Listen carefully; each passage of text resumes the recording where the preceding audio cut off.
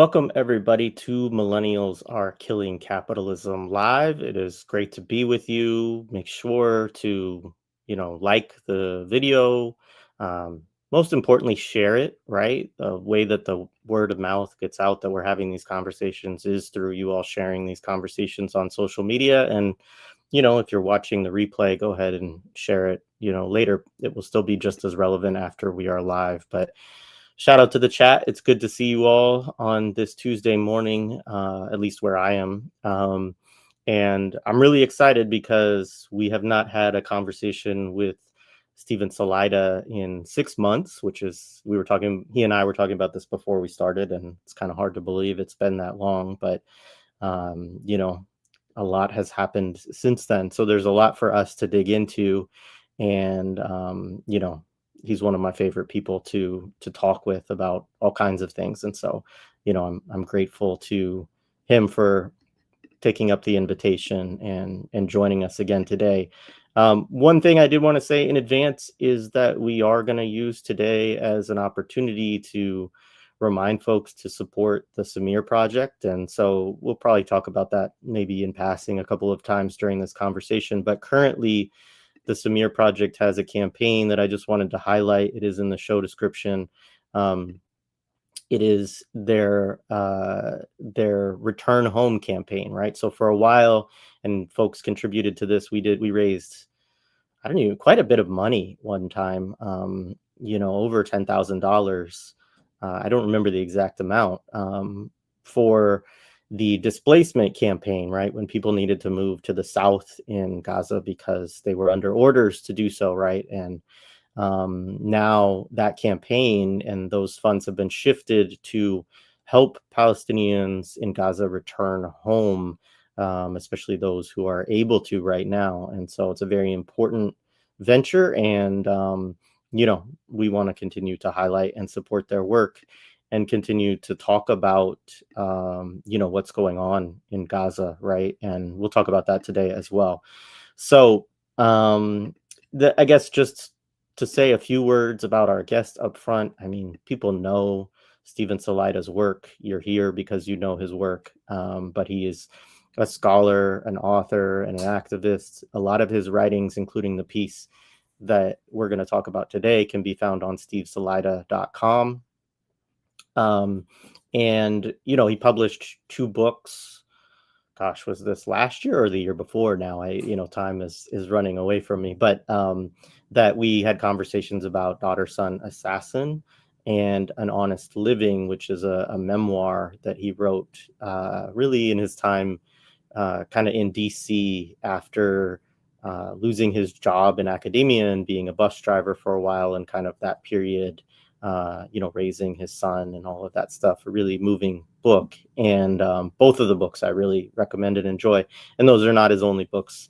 I think all of his work is really, important. And we'll actually revisit at least a paragraph from Uncivil Rights today related to one of the questions that I have for him. So anyway, without further ado, I'm going to bring our guest to the stage. Steve, it's good to be with you.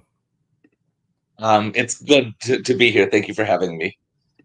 Absolutely. So let's start. I know a lot of people, the win of Zohran Mamdani in New York is something that a lot of folks obviously are talking about. I think people feel, a need to kind of take a position on it, have something to say about it. He is somebody who comes out of a certain, side of the pro-Palestine movement. He helped co-found a Students for Justice in Palestine chapter, actually at the college I went to for undergrad. So, no, not a shameless plug for that horrible institution, of course. But, shout out to him for doing that, right? And, this has been something we talked about it on the show. There's different opinions around this. There's kind of the question of what you take up in the piece, which I think is a really important thing that I often just have to sit with a lot of these kind of social democratic electoral approaches, is the kind of ways that they um, there's in a way that the rhetoric that get used in them and the compromises that get used in those kinds of campaigns, cut off more radical or more principled, I guess is what I would say, approaches to anti-Zionism and pro-Palestinian politics. And the excuse for this that's given, right, is that this is what doing politics entails, right? That you have to make certain alliances and concessions and all of these kind of things, right? Um, and so one of the things that you mentioned, I'm going to quote you here is, quote, "The campaign, which sounds more like a reboot of the Bernie craze by the day, has a detrimental effect on anti-Zionist consciousness," end quote. And, you know, I agree with that perspective. I also am open to hearing other people with different perspectives on it. And but I think that many people have kind of softened their rhetoric and accommodated Zionist viewpoints amid an ongoing genocide in the furtherance of the Mamdani campaign. Ultimately, so I don't think it's just about him, right? But it is also about um, how everyone who is paying attention or who supports it or what he says and what people around him say, that has an effect. And partly the people who cover these kind of politics very closely from the kind of social democratic pundit class, which is something you and I have talked about over the years as well. Um, and my concern is also that we're not even to midterm elections yet, where I think even more kind of concessions within the electoral arena will be made. And so, but on the flip side, there is this question that comes up of folks who believe that we have to translate anti-Zionist consciousness into politics in order for it to have any kind of power, right? Or to actually be able to move it forward in terms of policies and things like this. And so I just wanted to open up with that and get your thoughts and reflections on the campaign, but also just all of this stuff around it. Of course. I mean, I knew that this sort of thing was going to come up. It it always comes up in these kinds of conversations now. It's inevitable. I think it depends on the point of view a person uses in considering the question of his campaign and now his mayorship.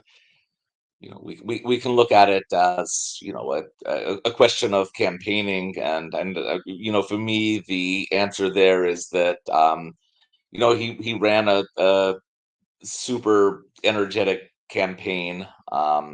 You know, I'm I'm a lot older than Zahran, but I would see the clips of him, just sort of being everywhere, and smiling and glad handing and giving speeches and interacting with people, and I was really in awe of the level of energy he had, and that he was able to expend. And I think in that sense, he was really good at communicating with people and connecting with people. You know, his opponent, of course, or his main opponent, Cuomo, is a black hole of charisma, and somebody that's deeply unliked in general, and for good reason. And so Mamdani had that going for him. I think Sliwa, the third person, in the campaign, it does have some charisma and an ability to communicate and connect with people. He just happens to have kind of shitty politics. So there's a question maybe of how the election was run, and I thought that Mamdani more or less came across at a personal level as energetic, as likable, as devoted. So he ran a very very strong campaign, particularly in the beginning when it was gathering momentum. I'm not a campaign strategist. I don't know how these things work at a molecular level, but I thought that some of the rhetorical concessions that he started making in the photo ops he started staging once the mainstream Democratic consultants came aboard the campaign, I think took away some of the shine of the earlier moments in the campaign, which had a more grassroots feel. So there's that. But I'm not interested in those things. I just talked about them for like 5 minutes. Then there's the question of what kind of mayor he will be, and here, I guess we're all predicting with different levels of inference. I I don't think that he has the ability, just, and I don't know that anybody would have the ability to make the kind of changes in New York City that a lot of people will want him to make and who voted for him to make. Some of it is going to be his fault. Some of it's not necessarily going to be his fault. You know, he or anybody else is I hate to say it, is going to lose any battle with NYPD. That's one of the most powerful institutions in New York City, if not in the entire country. They have ways and means at their disposal to affect discipline. So it's going to take a tremendous amount of skill, for him to be able to work through some of these entrenched issues in New York City, which of course is a city, maybe along with London, that has an extraordinary amount of billionaires and an extremely strong corporate class as well. But you know, sorry for the prognosticating, but I think that based on the trajectories of other people, who have done well in on a national stage, even if they weren't national elections, that come out of the DSA, I think it's a lot more likely that he softens his politics than anything. People often compare him to Bernie Sanders or AOC, and obviously the points of comparison are pretty evident. They're kind of DSA type people. They're social democrats or democratic socialists. They ended up with an enormous popularity and an enormous platform in the national discourse. But I think the difference really with Mamdani is that, as you pointed out, he has like an actual history in the Palestine solidarity movement, and he has an actual history of anti-Zionism. AOC was really, she was a brand from the beginning. I think it's clear to people now, but she was on a particular trajectory. Maybe Mamdani was as well. I don't know. I can't say, but he does have an actual history, and I want to acknowledge that that history that he has. He's made before his fame, he made some really strong statements around Palestine that during the election, kept getting dredged up, and he would either have to kind of disavow them or quit repeating them or whatever, which I thought was a shame. And Bernie, of course, was always a Zionist. You could look at Sanders' history and understand exactly how he would behave, vis-a-vis questions of the Zionist entity. So with Mamdani, that's a significant difference, and it's an important difference. And so I think we ought to readjust our calculus a little bit in sort of thinking about what he can do. Also, he's not in Congress or the Senate. He's a city politician, a big city politician, and it's a politician obviously with a very large platform now and significant influence and reach. But he's not going to be asked to vote on the sorts of things that Sanders and Ilhan Omar and AOC, etc., are being asked to vote on. And so, like with AOC, we have a paper trail of her voting record that we can point to as material evidence of her betrayal or whatever. I don't think it was a betrayal. I don't think she was ever going to be anti-Zionist, but I mean, I think people get the gist of what I'm trying to say. But with Mamdani, I think it's going to happen in different ways, and I think that way is largely going to be narrative based. And I guess what I mean by that is really seeing who he platforms, who he retains in his administration. Jessica Tisch, for example, the NYPD head. Some people are saying, well, he's just saying he's going to keep her. He's playing politics. Maybe, I don't know. Maybe the dude is playing 11D chess or whatever. I don't know. I'm not going to downplay his intelligent. He's intelligence. He's obviously a very smart young man. Very clever, and to this point, he's shown, he knows what he's doing, which is part of the problem, by the way. um, Anyhow, so who's he going to platform? Who's he going to entertain? How's he going to behave when Trump, sends the puts the boots on the ground in New York City? That's going to be an extremely difficult situation for Mamdani. What's he going to do when Netanyahu flies into the city and gives a speech and thumbs his nose at him, and says, come on, big boy, arrest me. What are you going to do about it?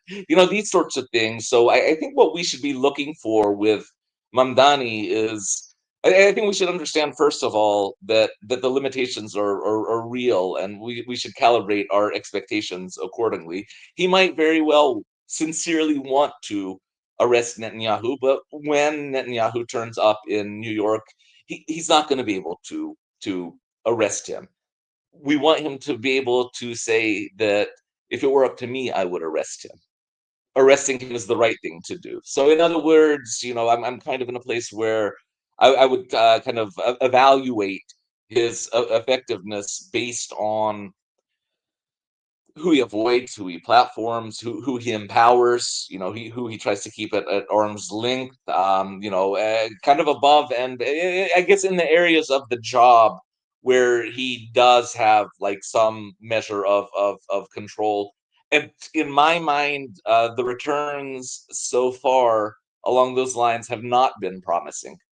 I think it's far more likely that he's going to cave discursively to Zionist pressure than he is to, I guess, maintain a lot of the discourse and sensibility that we saw from him early in the election. And now he's a politician after all, and we must evaluate him as a politician. And finally, apologies for talking so long. I didn't want to just come on and shit on the guy. Like, which are a lot of people expected me to do, but I'm not.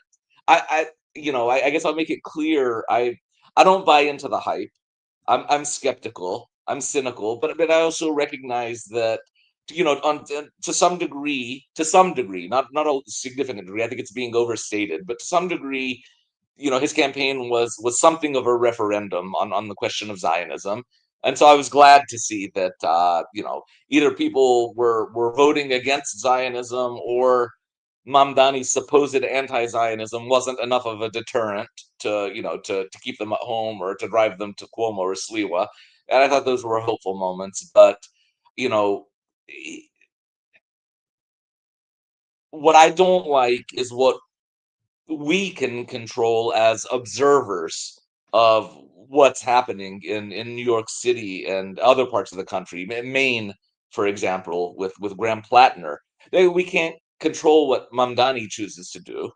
We can look at it honestly and try to give an honest assessment and not beat around the bush if he's doing things that are harmful to Palestinians and that are harmful to the Palestine solidarity movement, that are harmful to student organizers, that are harmful to migrants and others among the dispossessed.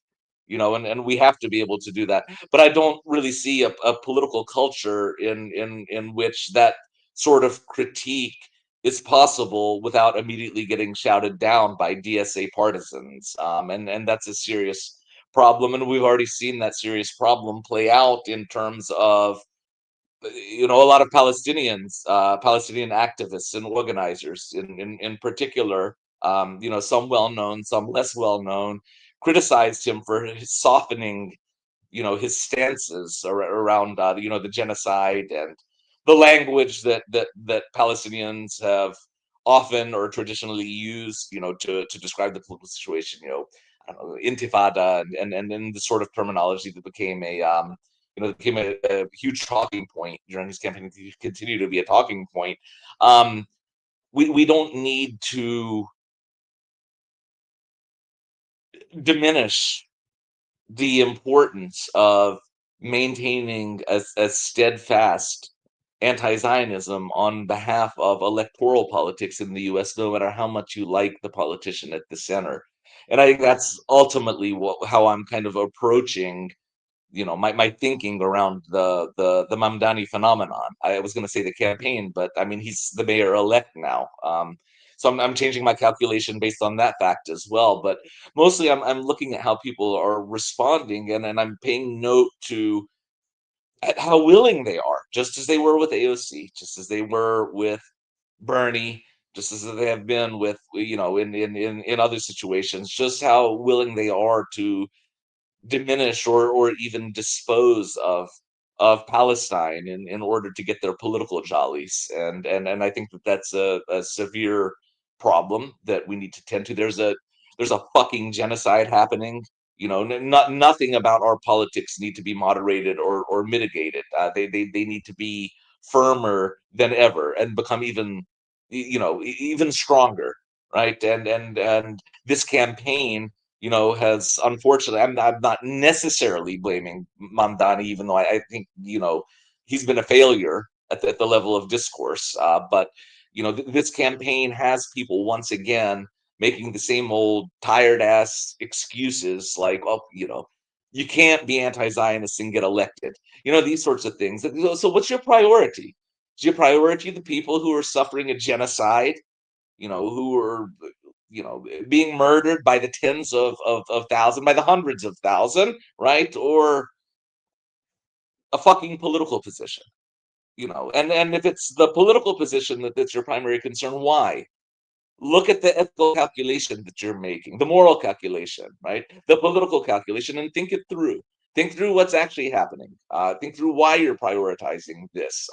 In this moment, particularly, I mean, I've always argued this, in keeping with the Palestinian intellectual tradition, right? There never should be a time where Palestine gets minimized or made expendable or disposed of or even diminished on, there's no reason, but certainly not on behalf of an electoral campaign in the United States. I don't care how important you think it is. And so in this sense, as much as there has been to admire in the Mamdani campaign, and as much, areas of hope that one might glean from it, I'm less optimistic about those areas of hope than a lot of observers. But it's, as much as that's true, that this aspect of the campaign for me has been incredibly disheartening, because it shows me, among other things, that Mamdani is not to be trusted when it comes to Palestine.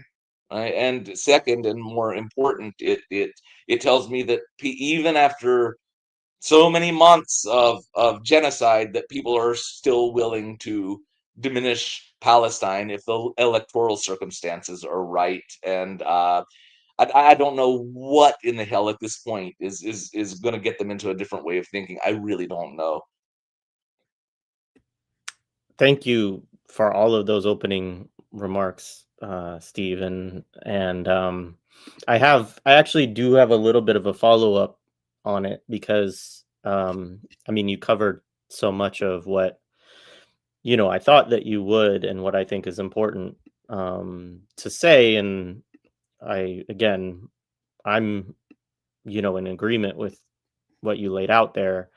Um, but one of the things in particular, I think, that has been is a big area of concern for me with the campaign, um, is not only the concession or capitulation around what anti-Zionism can mean, and so on, but also as a as what I assume is a political strategy, right, to build a coalition. A Mm, lot of um, I don't know if obsequious is the right term, conciliatory, language around anti-Semitism and around the dangers of hate crimes and hate speech. And, well, of course, like, you know, we've talked about this. You and I have covered this ground. I mean, we're of course opposed to anti-Semitism. We are of course opposed to hate crimes and hate speech, right?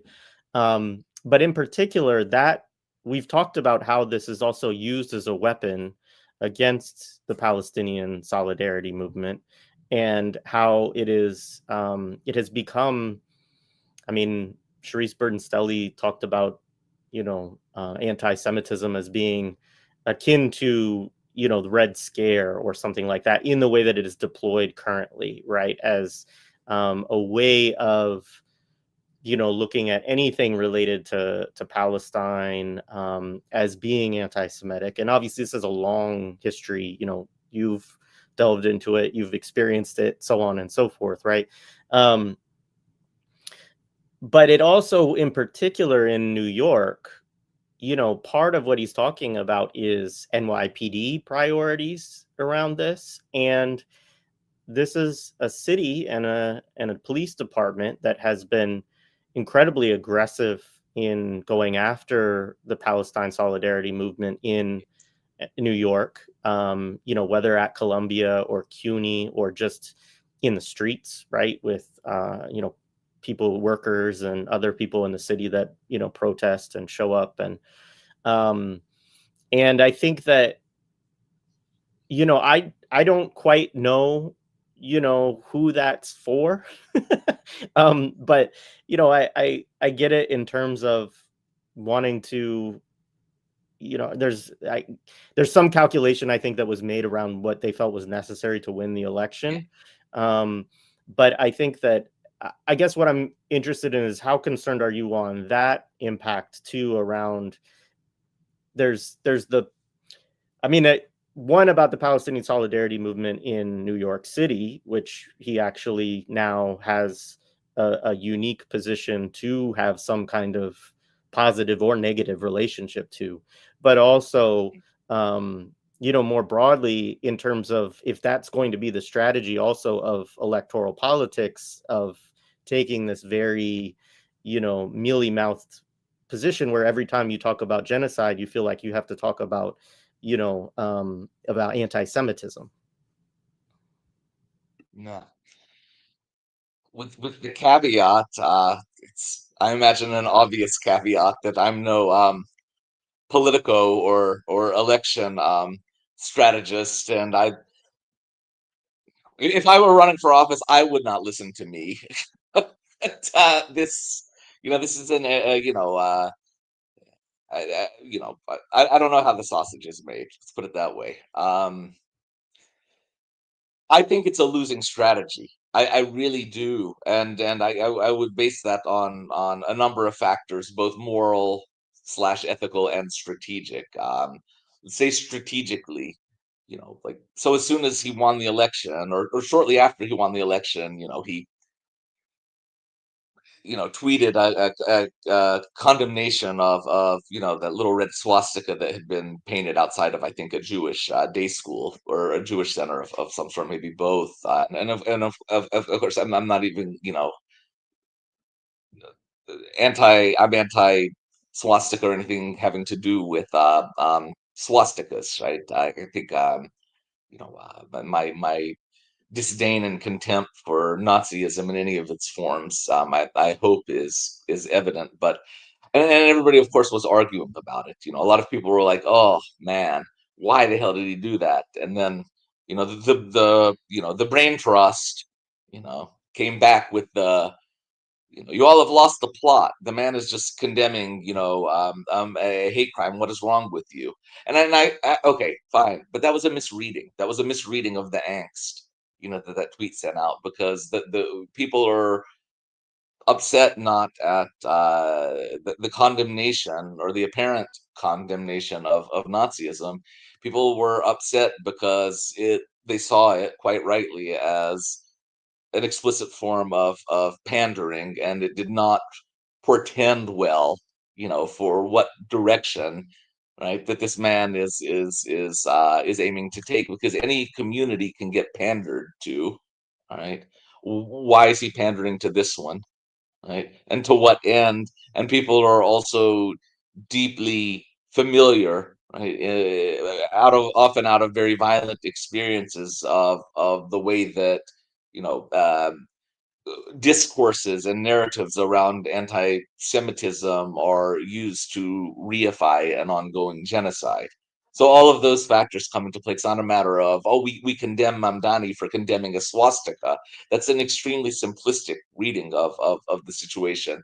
Let me put it to you this way, okay? Maybe it'll make sense. Like, and maybe it won't, but Palestinians particularly, we've seen this movie before.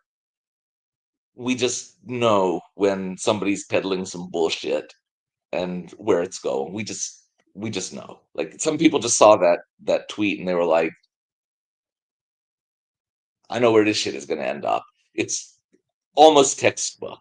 And if, you know, as the kids say, or as they text IYKYK, if you know, you know. And then some of us know. All right. So, okay. Having said that, oh, good God, I had an entire train of thought that I completely lost. So we were talking about, Jared, We the were talking just about the impact, I guess, on the Palestinian solidarity movement, also yeah, in New York. yeah. Yeah, yeah. Thank you once again. I guess what I was going to say is that yes, so strategically, I think it's a bad idea because he's not going to appease who he's trying to appease. So I question who his audience is, and leave aside the swastika tweet. That's a powder keg, and maybe I shouldn't have brought it up as an example. But let's say the allowances he's making, for I'm gonna make hate crimes laws stronger, which again, we know what that means, right? That we're going to read that as a form of suppression of the Palestine solidarity movement, whether that's what he intends with it or not, because that's what it has meant to us, right? That's what hate crimes legislation means, to us in this context, and there's no other way to read it. All right, as other than as a potential source of harm. So, is he appeasing his base? No, clearly not. He's making them anxious. Is he appeasing his enemies? Absolutely not. Will he ever appease his enemies? No, there's zero chance of it. So maybe he's trying to appease, right, potential, let's say, coalition partners in his new government. Fine. Maybe he's fulfilling his end of the bargain in backroom deals he made with politicians that he's going to have to work with, Hochul and other people, right? The Congress people, the senators from New York, Schumer, on and on and on. Okay, fine. I understand that the nature of his position is to make compromises, with both hostile and friendly elements, but I still see it as a losing strategy. Now, morally slash ethically, I see it as an even bigger problem because in my mind, his number one obligation, obviously it's the people of the city of New York. That's literally his job description now. But if we're talking about demographics that he ought to be attuned to, it's absolutely the Palestine solidarity movement. They did a lot of work getting his campaign off the ground. Palestine was a central source of his credibility among the left. That he pulled on. He ended up sort of fighting against it from right wing and centrist elements, but still, part of his, and I don't want to use, in this context, I don't want to use the word disparagingly, but part of his brand is being a leftist and being pro-Palestinian. And that's important to a lot of the people who not only voted for him, but who went out on the streets and canvassed for him and attended rallies and so forth. He comes out of a culture of SJP, of college organizing, as you pointed out. So yes, in my mind, he had an obligation to these communities, to this community particularly, and I think it would be just a not a misstep. That's not the right word. It would be a terrible look ethically for him if he doesn't hold firm to the extent of his power in support of this community that really has been in so many ways the heart and soul of his campaign. And they're going to test him. Students are going to protest. The NYPD is going to go out and start busting heads, right? And he needs to do whatever he can to prevent that, up to and including, and I would even say especially, understanding that by holding firm, right, around these forms of activism and protest and demonstration and speech, that he has to be prepared to lose his job if it comes down to that, rather than appease these elements that are always going to be trying to prove a point, because we get a so-called anti-Zionist mayor in New York City, and he can be brought to heel. Then those elements are going to feel even more empowered than they already are, and it's going to feel like an incredible blow, to people who, in a good faith effort, worked on the campaign of somebody who they thought would, for once, represent their interests, right? Because it's never happened otherwise. It never happened with the previous stream of SocDem politicians who come through the pipeline.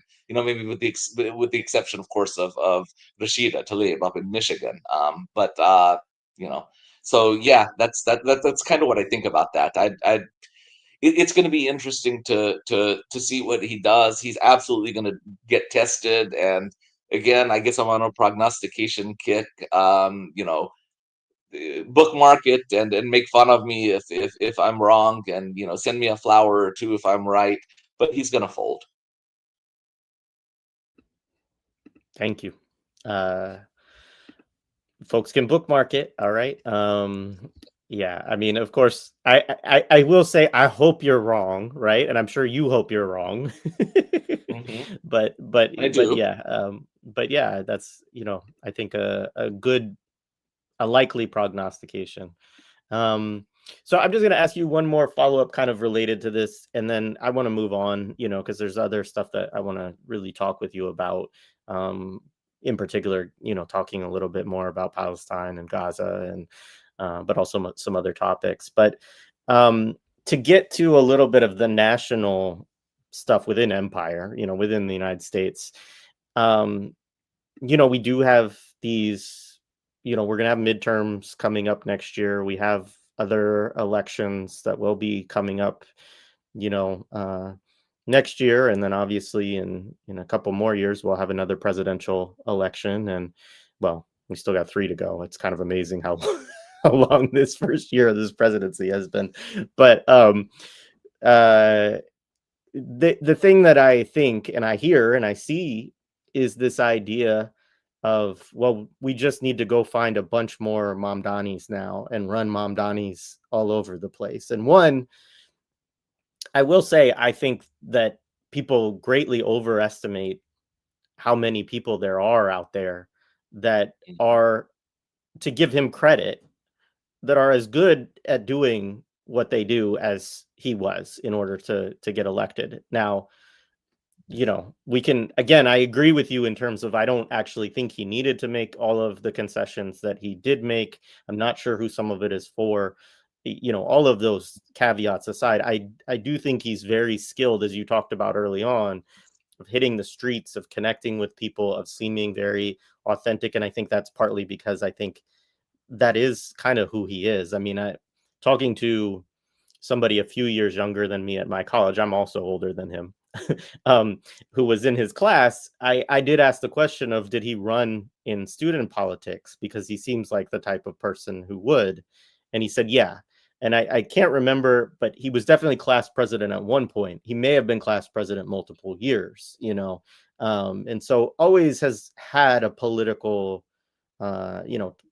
tendency, disposition, a desire to be in the political arena. And my this person who was a mentee of mine at one point, or actually, yeah, but he said he also did bring up, but he was sincere about Palestine and helped found the SJP, and that was his read of it as an undergrad student there and all of that.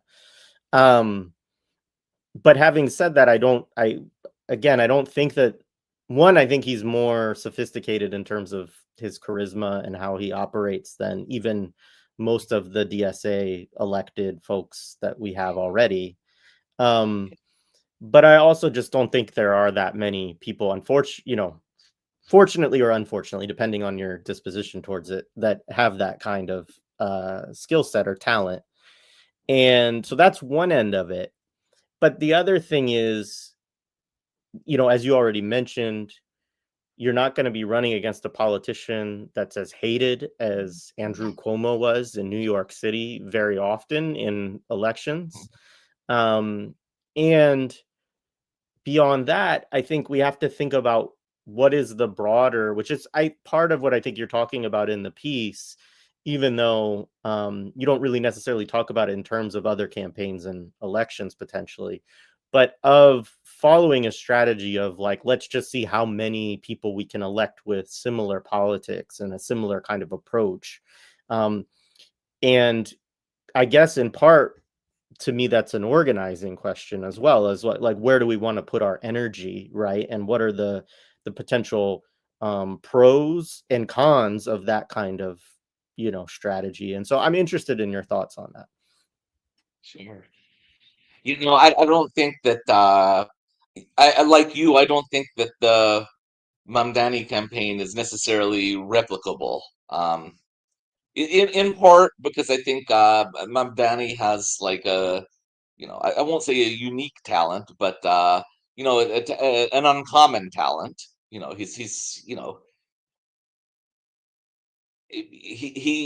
reminds me a little bit of Obama.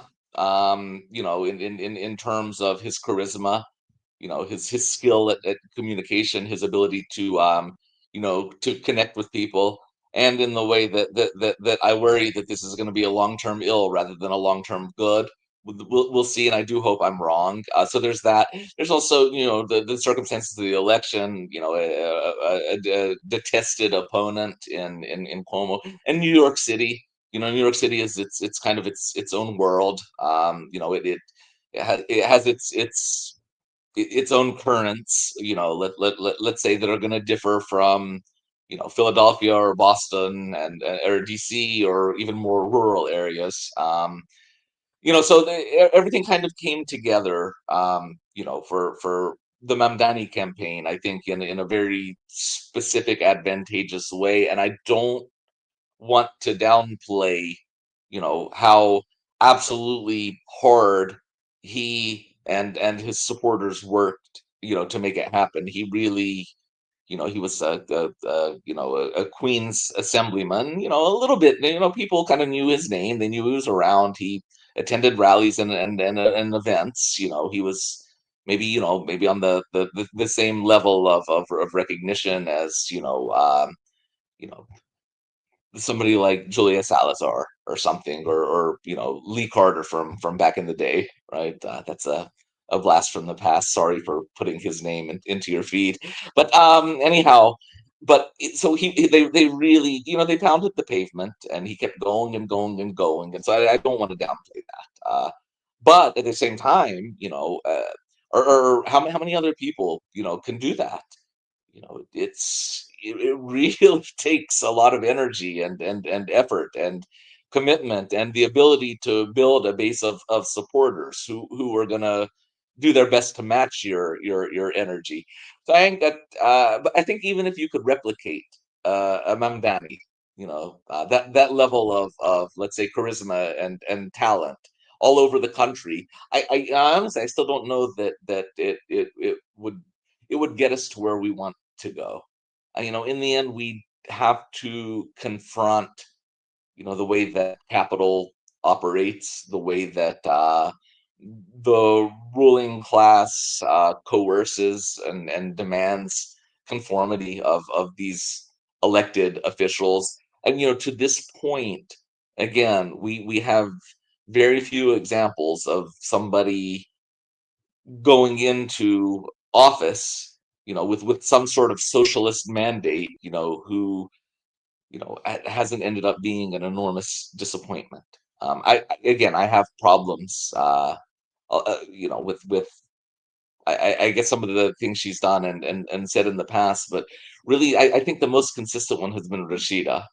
And I think that comes out of a genuine, sincere, deep devotion to you know to Palestine. But even if we could replicate her, I don't think that it would necessarily be the long-term winning strategy that people like to think it is. But everybody else, they end up moving towards the center. So even if we could replicate Mamdani,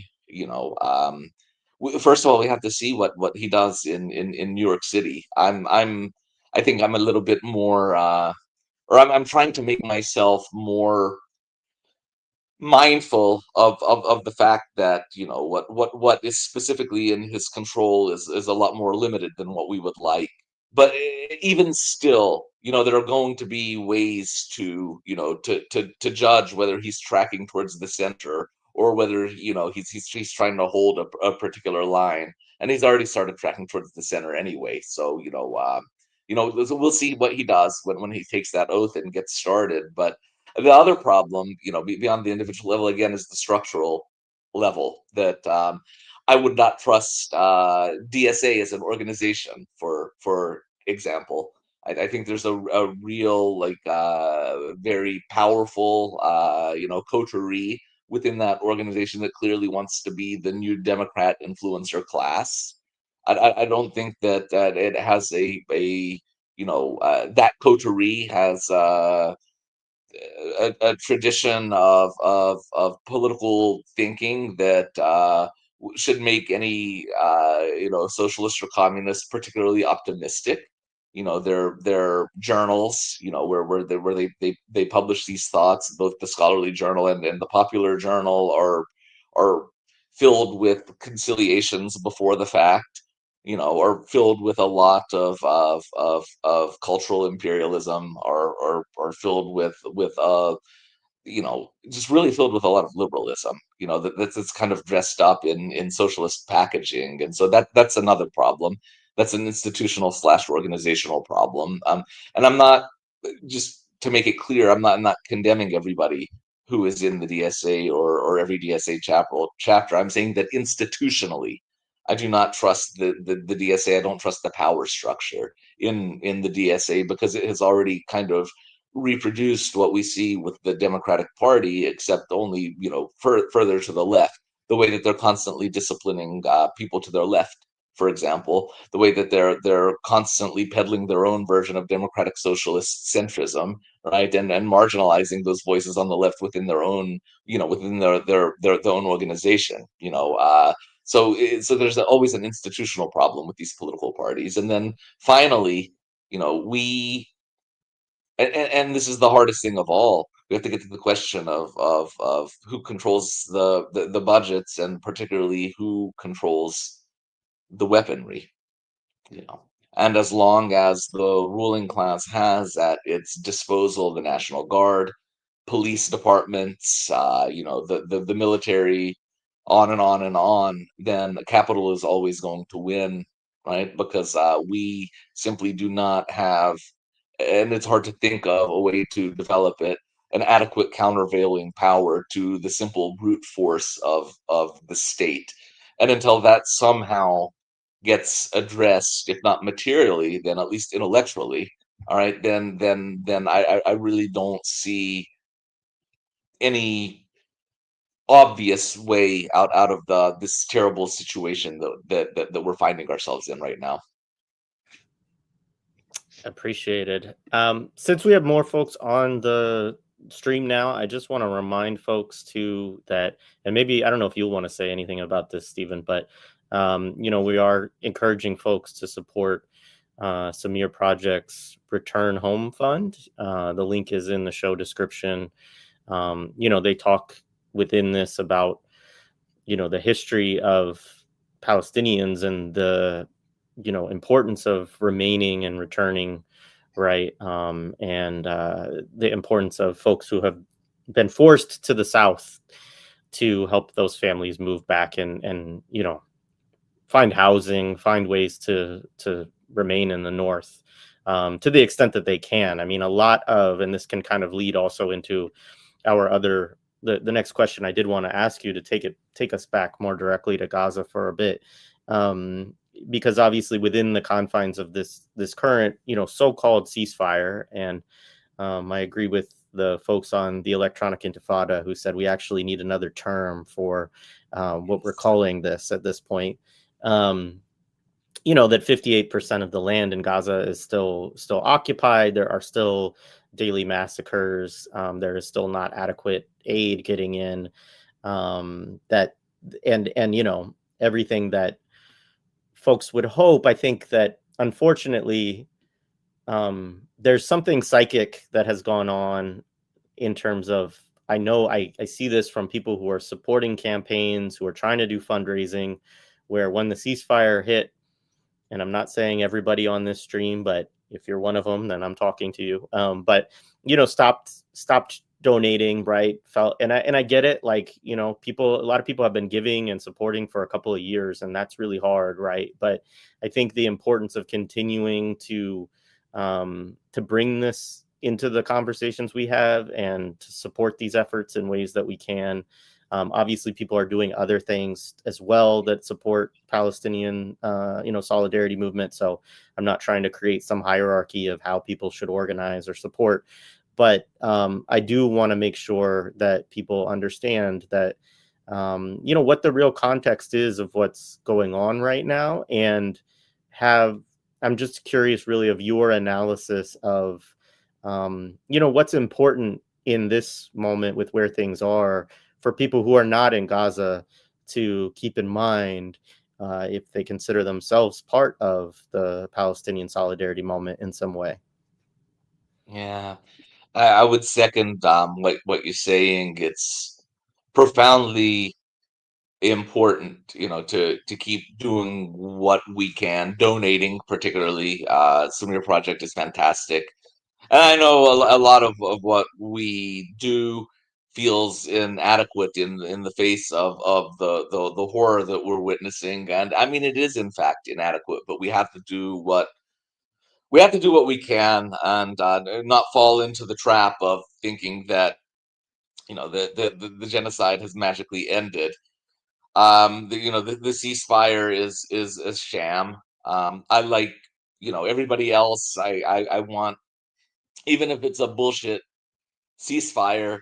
If I want anything that will provide relief, for the people of Gaza, anything that mitigates their suffering is good enough in the short term, but that's not even happening. So I think the language of ceasefire in this moment is quite insidious in terms of how misleading it is. The bombing continues, the targeting of civilians continues, the lack of aid continues.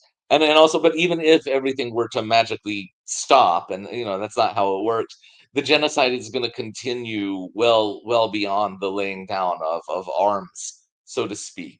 There's disease, there's malnutrition, there's poverty, there's joblessness, there's homelessness, there are levels of trauma that most of us don't even begin to comprehend. And so there's never going to be really a particular moment that we can point to and say, okay, this is when the genocide ended.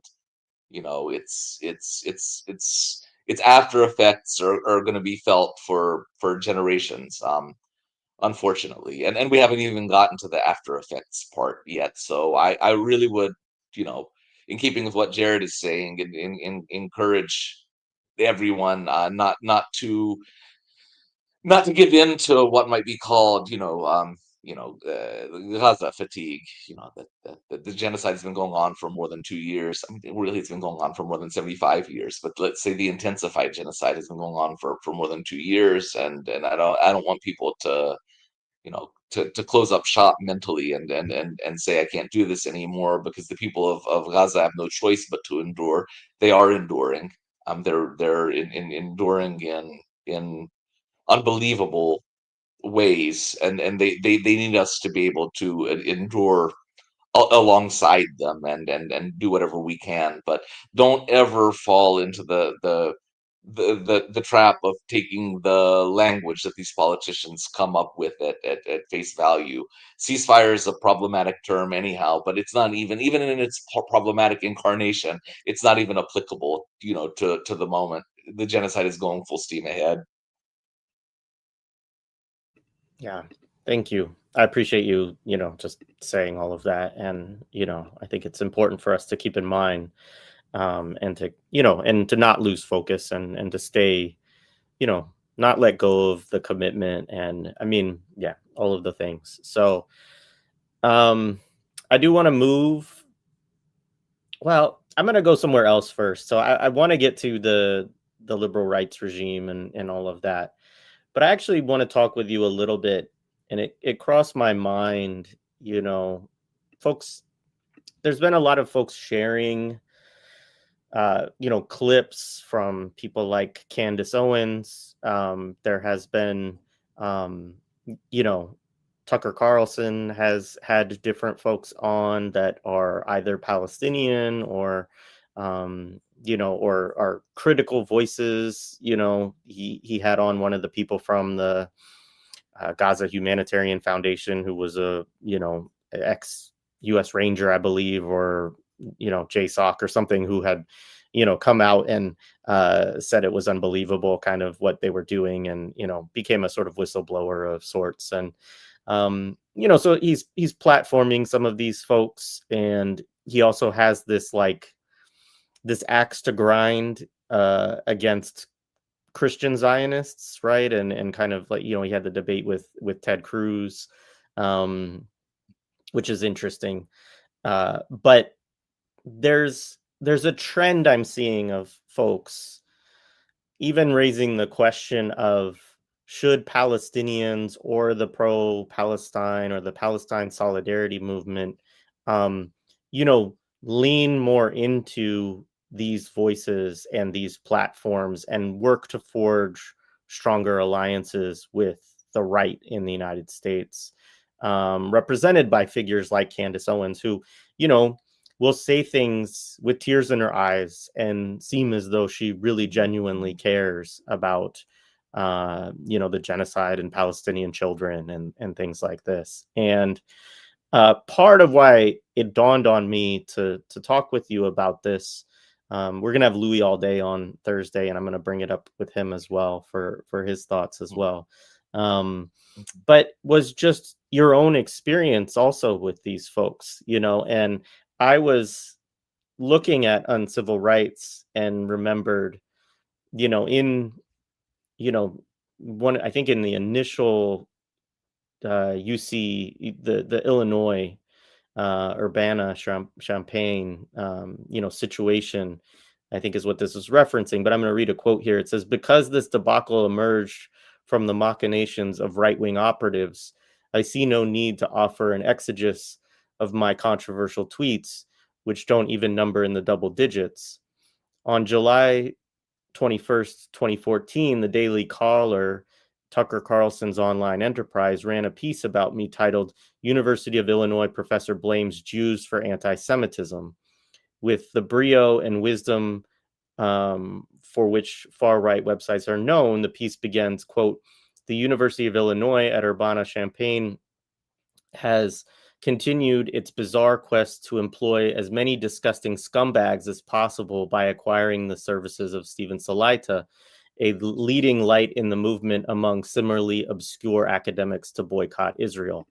And so, yeah, it just dawned on me that, like, you're kind of a great person to address this question. And I should say also, I kind of understand why people feel this way a little bit, in terms of, I think that the left, and in particular the variants of the left that we were talking about earlier, that you know um, defend everything that Bernie or AOC do, even as they sell out Palestinians constantly, that drives people to seek other alliances and other people who will seem more willing to more vociferously condemn actually what's happening sometimes, right?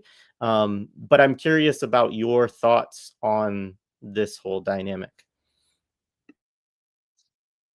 Okay, so as to the question of left supporters of Palestinian liberation making alliances of convenience or long-term alliances with these reactionary right-wing elements, I'm categorically opposed to it. I think it's a bad idea strategically, and I think it's a bad idea ethically. I This question actually came up, last year, 6, 7 months ago. I was in Villanova, and we missed each other, and somebody asked this question. I think it's on My a lot of people's minds my car because got they're stolen kind that of. week. That's But right. yeah. Oh my God! Yeah, I'm so sorry to bring up that memory. Yes, yeah, yeah, yeah, yeah. Yeah. See, and that right there is an argument for better public transit in the United States. Okay, just bear that in mind. Like, it's on people's minds because on the one hand, people are thinking, look, there's a genocide. Any support for Palestine is welcome. And so, with that sentiment, I actually agree. But the question is whether this stuff is actual support for Palestine, right? And I'm not saying that it's sincere or insincere. Insincere. I'm actually questioning whether, or in what way it is actually supportive of Palestinian liberation. And if you look closely at it, you realize that it's not exactly what it markets itself to be, this right wing support. So let me just get this off my chest. It really has been a bitter pill for me over the past 7, 8 years, seeing people supposedly who are leftist championing Tucker Carlson as some maven of free speech. That son of a bitch got me fired. The Daily Caller used to have an entire section on its website targeting professors for recrimination. So I don't want to hear anything about this man and free speech. He can say what he wants to say, but he has a record. All right. He also, I'm going to point out, since he's the avatar of so much of people's fascination with these right wing figures, he also has a record of calling Iraqis primitive monkeys, right? As far as I'm aware, he has not apologized for it. Not that an apology would be adequate. You have to know who you're dealing with. All right. You are getting into bed with somebody who has a long documented history of racism against Arabs, Muslims, Black people, on and on and on. You're getting into bed with somebody who once had, you know, and there's no such thing as once when it comes to this organization, CIA aspirations. You're getting into bed with somebody who's completely establishmentarian, who belongs to the 1%, who has significant inherited wealth, who has a history that he has not accounted for. And I am tired of the Palestine solidarity movement opening its doors to people who have a history of harming us, right? Without any sort of, and I've grown to dislike this word, but accountability. All right. You need to acknowledge what you have done, and you need to make a case for why you should be even minimally trusted given your history. That's the argument I would make, by the way, in relation to Graham Plattner. Not to get too far off, of course, but I need to hear something from you better than the U.S. wasted a lot of young service members' lives and wasted resources invading Iraq. I need an Iraq-centered accounting, right, and an Iraqi-centered form of regret before we can even think about the question of absolution, which is not in our hands anyway. You need to go hat in hand to the Iraqis, right, and start begging them for forgiveness before you start talking about the United States wasting money on needless wars. So that's the thing with the right wing. Also I would say that I was jotting notes as you were asking the question. And for people who want to form alliances with these reactionary elements, I would say that it ends up affecting the quality of your anti-Zionism as well. We've seen it over and over and over again. There are just certain strands on the so-called left, right, that end up pandering to, these reactionary elements, or holding them up as, paragons of free speech and civil liberties, et cetera, et cetera. And their politics around Palestine always end up sucking. Like then they start doing this weird, America is controlled by the Jews, crypto, crypto conservative with a Pat Buchanan flavor, from the early 1980s. So I just don't think it's a good idea ethically. I don't think it's a good idea strategically, and I don't think it's a good idea intellectually. And finally, I'll say, and this is what my response was, I think, a little bit nicer or more conciliatory back in suburban Philadelphia. But this is what I said, that Palestine is suffering in tremendous ways. We understand that. We see that, and I'm not ever trying to hierarchize anybody's suffering, but we have to understand that a group of people's suffering is always in dialogue with other forms of suffering, and we need to strengthen those bonds and not isolate these communities from one another. So the Palestinians share something deeply with the Sudanese and with the Congolese, and on and on and on. And so those of us who are working in North America or Europe, let's say outside of Palestine, or outside of these sites of genocide, we also, if we sort of conceptualize ourselves as working for justice, we have an obligation to work for justice in all of its iterations. And so we have obligations to, our Black sisters and brothers, to our Indigenous sisters and brothers, to our migrant sisters and brothers, to the people who are getting the shit kicked out of them by ICE thugs and goons, who, by the way, these reactionary elements are all for. All right, they're anti-immigrant to the core. So, well, what are we saying then? That, okay, I'll allow these goons and thugs, or I'll allow somebody who supports these goons and thugs who are terrorizing innocent people, separating parents from children, to get a nice opinion on Palestine. That's not a good ethical calculation. That's not a good political or intellectual calculation either. We have obligation to the dispossessed everywhere. And so these reactionary elements, they might sing a nice line on Palestine, and their lines on Palestine aren't actually as nice as everybody thinks. All right, there's a lot of reactionary bullshit there too. All right, even if their horror at Palestinian suffering is sincere, and it might well be with Candace Owens. I don't know. I'm not a mind reader, but these Tucker Carlson, et cetera, are also upholding white supremacy. They're also upholding U.S. imperialism. U.S. imperialism is also upholding the Zionist colonization of Palestine. We have to be able to make these connections. There is no simple, convenient, easy fix. The right-wing reactionary elements, even though they have more power than we have, and I understand why their power and access is attractive, they're not going to save anybody. All right. And while we think that they're saving us, all right, they're going to go around harming others. And when we have to tend to the well-being of everyone who needs protection from these fascist forces. Appreciate it, Stephen. All right, well, let's move. So I don't know if I said this, I should have, but that quote I read was from your book on civil rights, which, I think also transitions well into, the next sort of section I wanted to talk with you about, because one of the things you focus on in your piece on is the bankruptcy of the liberal rights regime. You write, quote, "No amount of bluster about democracy, human rights, free speech, or international law will stop it.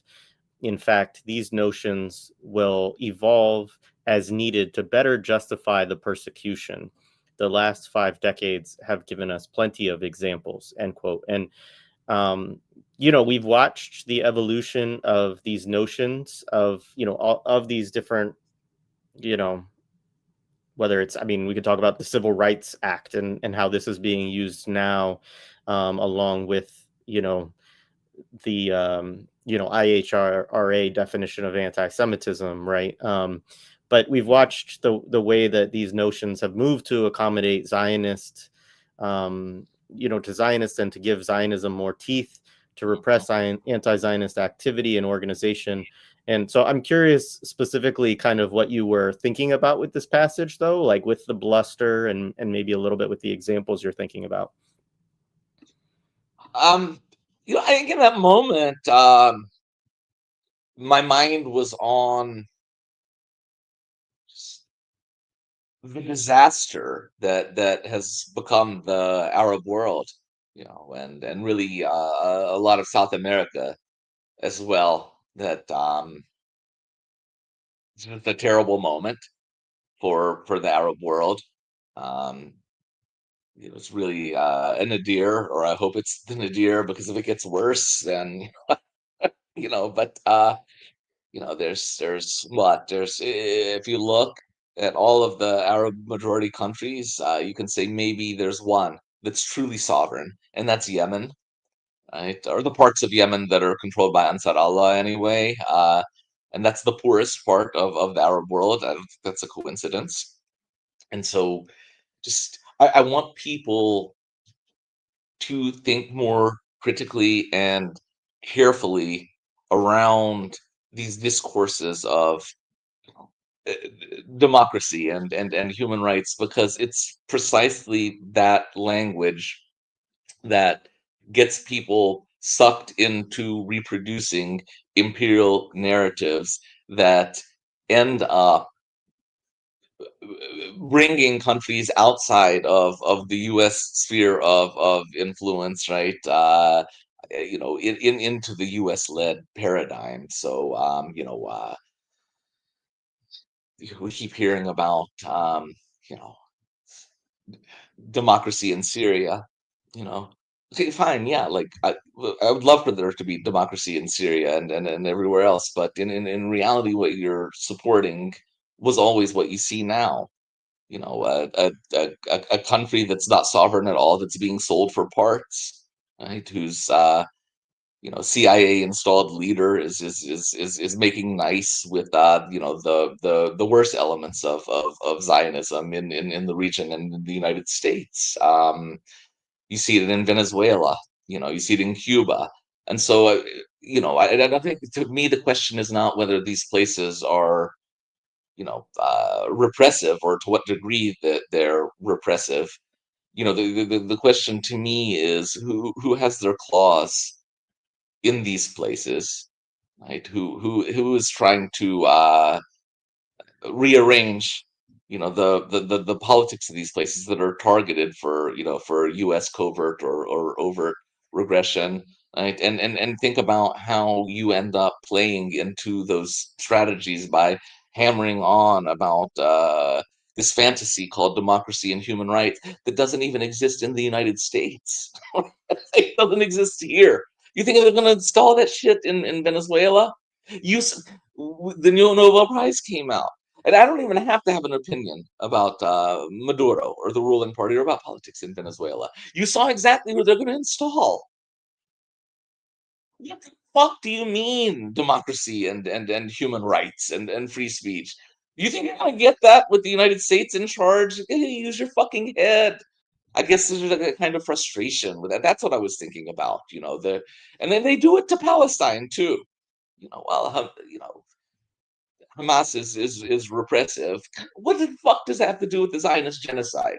Like, how how are Palestinians going to develop, a society, that that protects people's speech and that protects people's civil liberties. If they can't even make a single decision, right? If they're living under the boot of occupation, you people have to have the space to be able to do these things, and they're never going to get that space if they're living under the thumb of the US. It's precisely those sorts of things that the US is going to look to stamp out. So I guess that's it. That's what I was thinking about. Just critically examine, the tacit meanings of these terms. Think about how they're deployed. Think about who deploys them, right? Think about the very obvious and apparent hypocrisy of the people who employ them, because they don't care about democracy and human rights in their own countries that they lead. Right? They don't care about democracy and human rights in Qatar or in Saudi Arabia, right? Or in any other country with which they do business. Why do they suddenly care about democracy in Cuba, for example? Why they become civil libertarians, right? When it comes to Cuba,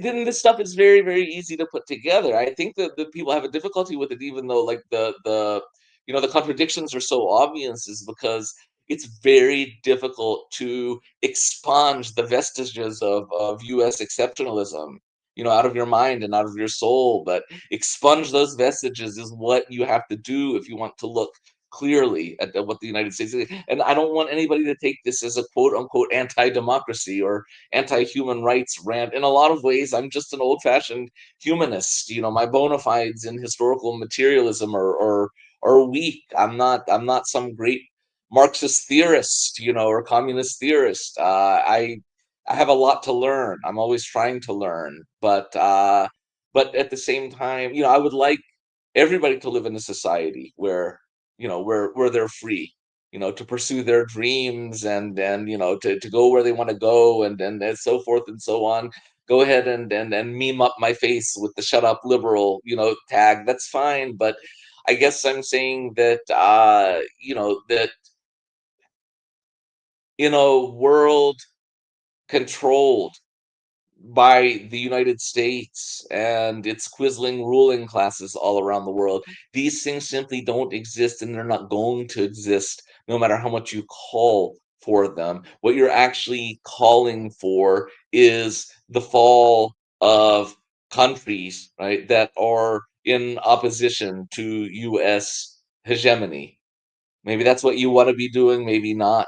You make that decision, but you ought to, at the very least, know what it is that you're actually supporting, and what you're actually supporting has nothing to do with democracy or human rights or civil liberties, and has everything to do with facilitating better forms or simpler forms of extraction on behalf of the U.S. and the Western ruling class more broadly.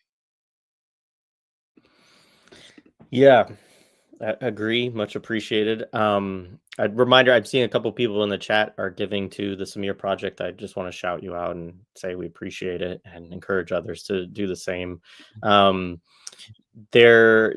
You get into something actually in this piece it's very relevant to a book a bunch of us are doing a study group on right now, which is Ali Qadri's Accumulation of Waste, actually. And in that book, he talks a lot about well, I'll just read what the question I had here, and then I'll try to connect it a little bit. But there's a relation. You're right. There's a relationship between Palestine and capital accumulation. Or sorry, you point that out in the piece, and I wanted to spend a little bit of time on that.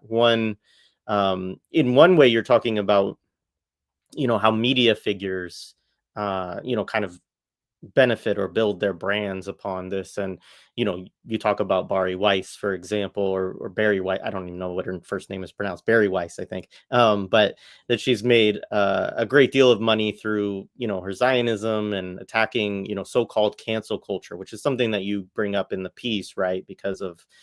In part because of your own relationship to people. There was the whole Harper's letter thing that people talked about, and I saw a Jacobin piece where they were sort of condemning you, that you cited in the piece, for not I think getting on board with the Harper's letter or whatever it was. Maybe you could actually give some of the context there.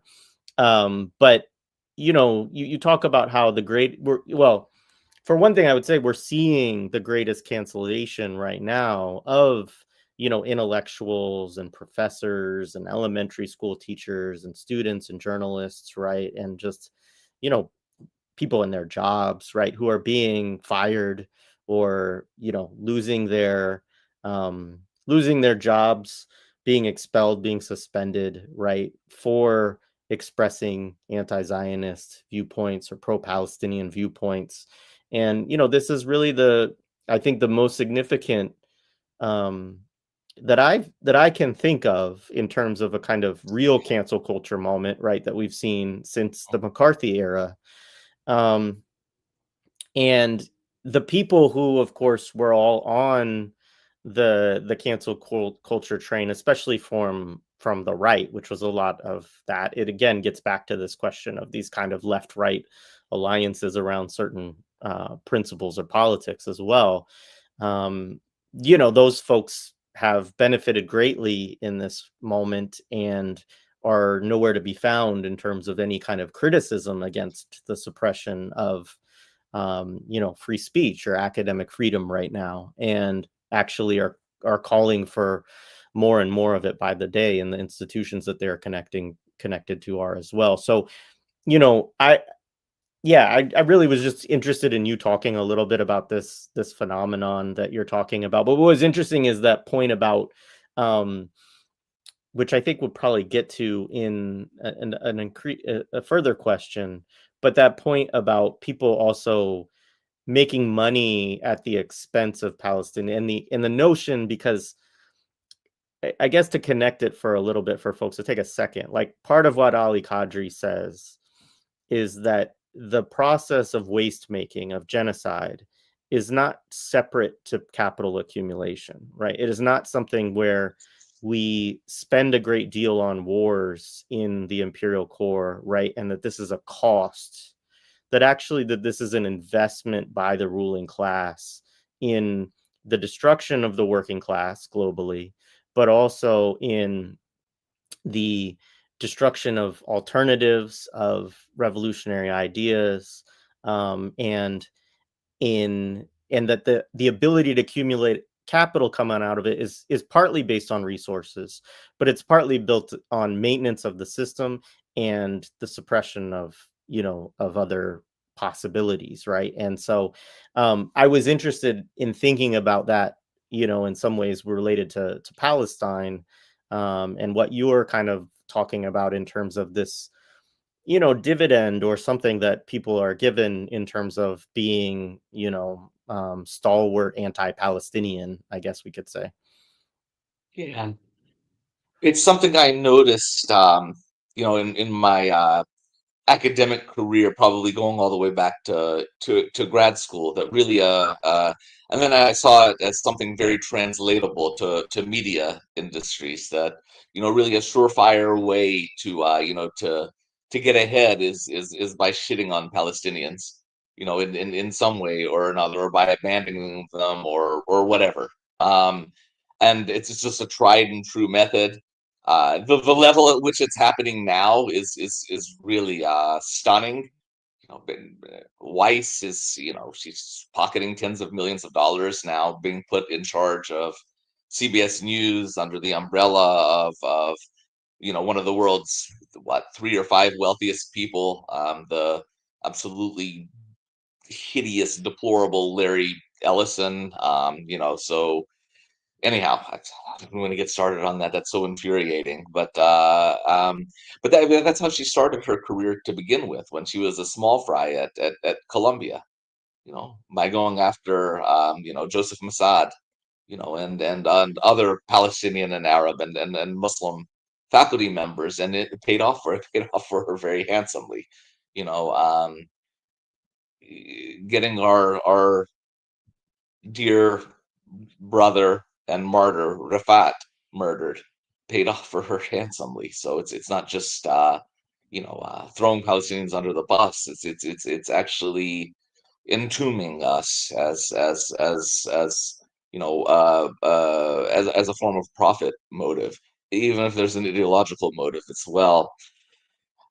So it's just always worked. I've seen it happen like a million times in ways both small and large. And so Barry Weiss is one end of the spectrum. Obviously, that's one extreme. But I mean that happens in all kinds of ways. Like even when all that shit was happening with Illinois, you would see people like sort of ingratiating themselves to power or to centers of power by distancing themselves from anti-Zionism.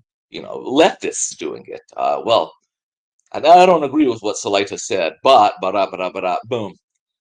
That's ingratiating yourself to power. I see what you're doing. I always saw what people were doing, and I always saw the outcome. And so there are other ways of doing it, of course, you know, uh, besides shitting on Palestinians, a lot of other ways to do it. But I don't think anything, or very few things, let's say, can reliably indicate to centers of power that you'll behave in the ways that are needed for you to behave. It's really you know, a, a source of comfort, for the ruling class and for centers of power, that they know that when we need this person to be obedient, this person ultimately will be obedient. So I think that has a lot to do with it. Also, it's signaling a you know a kind of politics, which is something, of course, that politicians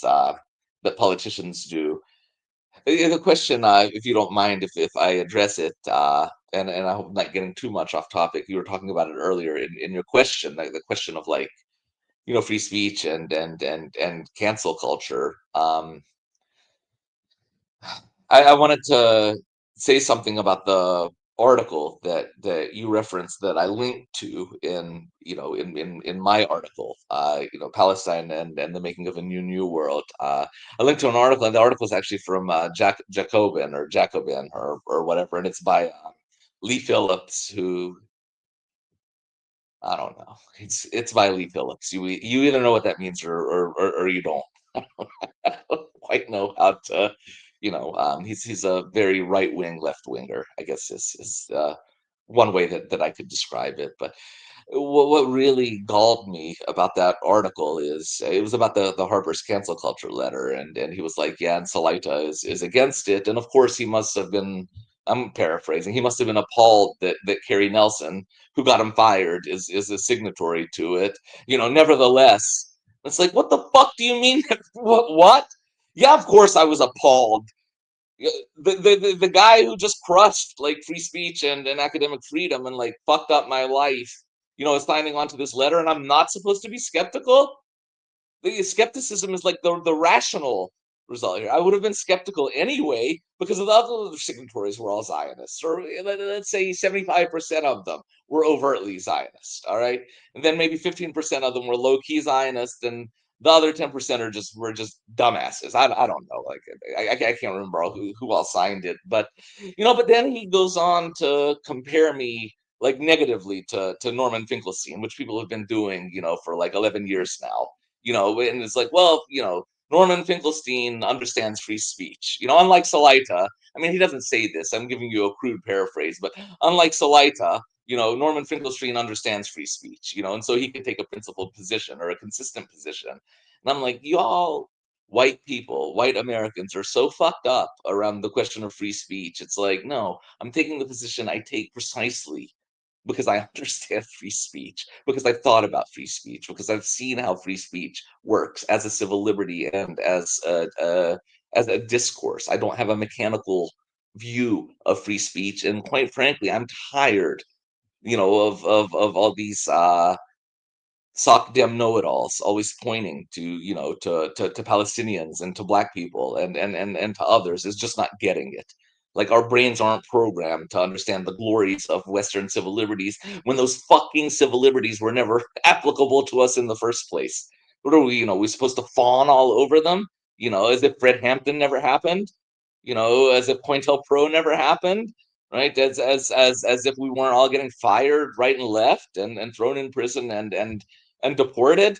You know, we see how these narratives of free speech and civil liberties were used precisely to facilitate the repression, just like it's used precisely to facilitate the practice of US imperialism throughout the global south. There's a connection to be made there, and the fact that you're not seeing that connection, much less making it, illuminates perfectly, the profound limitations of your political orientation, and there's a great book around this. I wish more people would read it, by Gavin Titley, called Is Free Speech Racist? And Titley really kind of goes through the way that the discourses around free speech. But this is something that we hear as Palestinians over and over and over again, and it's quite infuriating. It's the fact that they don't get it. Their minds aren't programmed to understand these things. They don't have a culture of it. Blah blah blah blah blah blah blah, and it's just this supreme arrogance. That they naturally would sort of know better than us about how civil liberties actually function, without even taking half a second, to maybe consider that there's something deeper at work here. And that's why so many people who should have known better got duped by the entire cancel culture ruse. Like, for me, it was easy.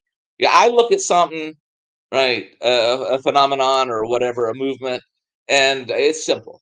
I look at who's involved. If there are Zionists involved, then I know it's bullshit. Okay, I can just discard of it. All right, I don't care what it says it's doing. I know what it's actually doing. That's simple. But for people who don't use that metric for whatever reason, because it's a fantastic fucking metric, it will never lead you astray, ever. All right, you will never get duped if you use that metric. But for people who don't use that metric, there are other ways of sort of figuring this out. Like, it was obvious who's involved. What are they trying to do? Where are they getting support from? Are they getting support from corporate media and from the ruling class? Okay, that's all you need to know. All right, that's all you need to know. I would even argue, and I know a lot of people who are even sympathetic to my point of view are going to disagree with me, but I would argue that what we're seeing with Zionists running rampant on civil liberties throughout the West, I would say that for some of the cancel cultural warriors, this is precisely the outcome that they had in mind. Yeah, I think you're right. I can't remember where I saw this, but it was one of these right-wing figures who, was talking about, might have even just been some chud in the comments on Twitter, actually. But, basically they were saying that, the difference is we're in power now, right? And so we can use cancel culture to our advantage, essentially, was like basically, and yeah, I mean, unfortunately, that's true, right? And so the approach that they had before was because they felt, threatened in that moment by, liberalism, I guess, in some kind of way, and a kind of, whatever it is. So, anyway, the I'll move on to the next question, which is related still. Um, Quote, you write here, effective resistance begins with effective recognition. The persecution of anti-Zionism throughout the global north isn't simply conducted at the behest of Israel. Rather, the recent Zionist mobilization has facilitated a decades-long effort to wipe away any impediment to ruling class accumulation. A symbiotic relationship exists between Zionism and the Trumpian nightmare of the current United States, end quote. I think it's a really, important point. It's something I see people increasingly sort of debating in this moment, where people just can't bring themselves to kind of understand how this genocide and all the repression that's associated with it is in the interest of the United States and of the West more broadly, right? Because this is obviously also going on in Europe, right? And so on. And their argument kind of might go something like this, right? Of the US is dumping tons of money into this genocide. It's losing its own international standing to some extent.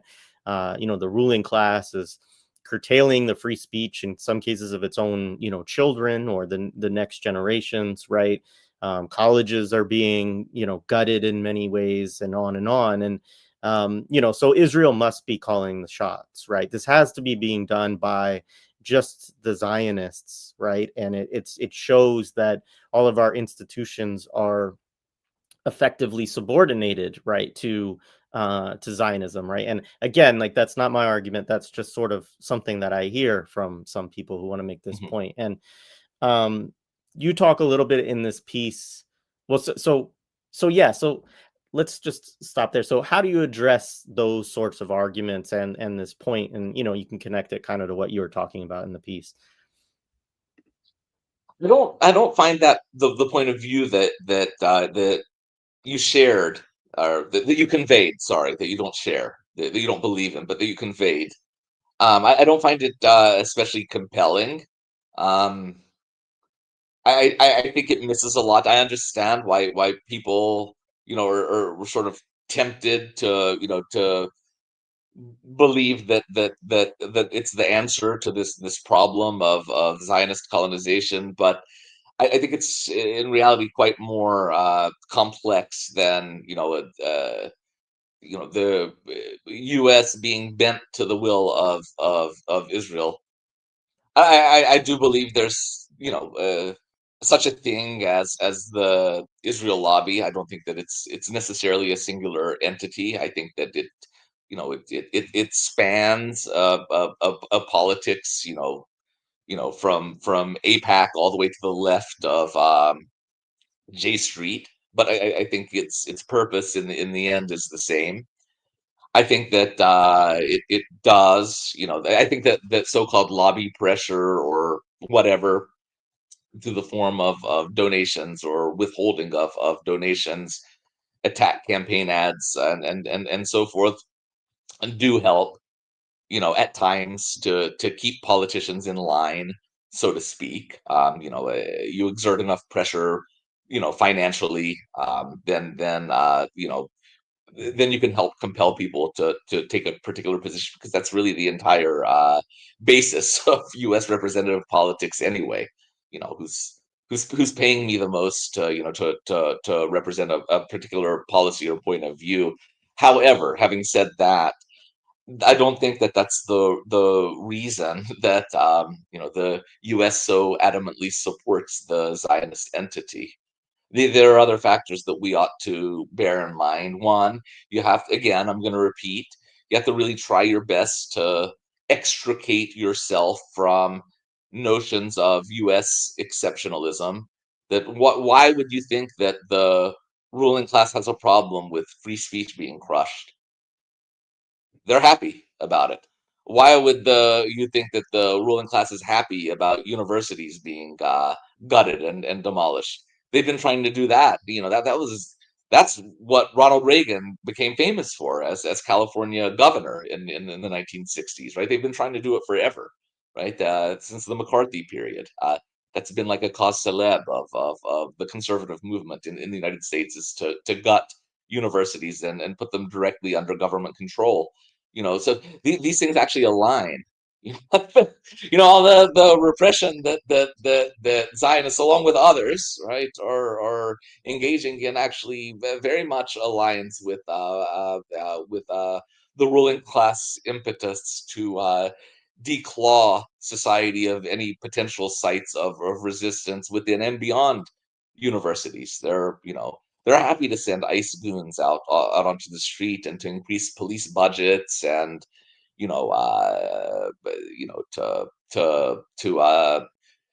what's the right word? I'm sorry. To supplement the weapons industry, on and on and on.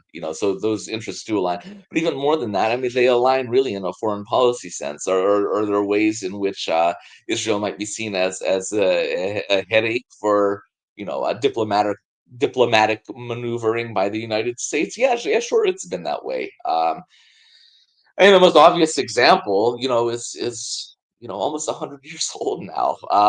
With the Suez War of 1956, when Eisenhower had to put Israel and the UK and France at bay. Well, if Eisenhower in 1956 could put the U.S. Could put the UK and France and Israel at bay, then Donald Trump in 2025 could put them at bay too, if he wanted to. He does not want to. And it's not because the Jews are whispering in his ear. It's not. You might think that that Jared Kushner is singing him lullabies at night with subliminal messages, but no. Trump is profiting from this genocide. The ruling class is profiting from this genocide, both directly and indirectly. You think that the United States doesn't want a completely defanged Syria that becomes a quisling state of the West? You don't think that the U.S. diplomatic class doesn't want Hezbollah destroyed and for Israel to occupy South Lebanon, right? You think about it, right? So what Israel is doing in the Middle East is perfectly aligned to U.S. interests, and in a sense, it doesn't even matter who's calling the shots, right? The interests are aligned, and that's what matters. And you can create a very specific trail of profiteering from these policies, right, into the pockets of ruling classes, starting in the Arab world, moving out to Turkey, Europe, and then ultimately the United States, right? It's very easy to track. So I don't find it compelling. And then finally, and this is the point I think that gets missed in the debate altogether that I wanted to bring up, is that I used to write a lot about this. I haven't really done much around it in recent years, but there is a deep affinity for Israel narratively in the United States, less so than it used to be, right? But it's still there, that all of the elements of U.S. exceptionalism that we're sort of coerced into worshiping and imbibing growing up are all exemplified by the story of Zionism. A persecuted religious minority, finding salvation in a land promised by God, facing a hostile adversary, draining the swamps, making the land bloom, making the land productive, creating capital and industry. How many times do you hear about Israel's unbelievable technological prowess? And the implication, of course, is what would the Arabs do with it? Right? And so they used the land unlike the natives, right? They capitalized on the land. All right, they implemented democracy, on and on. These are stories that are profoundly familiar to American ears, and I won't go so far as to say as that has any influence on actual imperial policy, but it certainly has an influence on how a significant number of Americans view Zionism and the Zionist entity. Yeah, no, I absolutely think that that is true. Um, so to shift gears a little bit, I mean, obviously this is related to everything that we've talked about, but you are also talking, and the title of this stream also, and your article, you're talking about world building, right? And a world that is fit for Palestinians. And in the piece, you talk a little bit about building alternative spaces. And a quote from you is, "We need to cultivate the spaces where Palestine is celebrated without equivocation or qualification. These spaces, not for nothing, host the best version of humanity." I know you and I have talked about this before, but could you offer a little bit more of what that might look like? And, what also do you think could come, or what do you see as the potential of these places, the revolutionary potential or the radical potential of these places? Mm. That's a really a wonderful question, for which I have no good answer, and I guess a lot of other people, a lot of friends and comrades are struggling to find answers also, and so I do apologize profoundly to anybody in advance that I don't feel like I'm able to maybe to supply an adequate answer either. So for me, really, a lot of it is the search. Um, avoiding places where Zionism is present or tolerated, and seeking places where it's not, because I find that in spaces where it's not present or tolerated, you get an array of good politics in general, and it becomes a basis for community, and most important, it becomes a basis of trust. I think so many of my political decisions and actions are based on these abstract notions of trust that are internal to my head.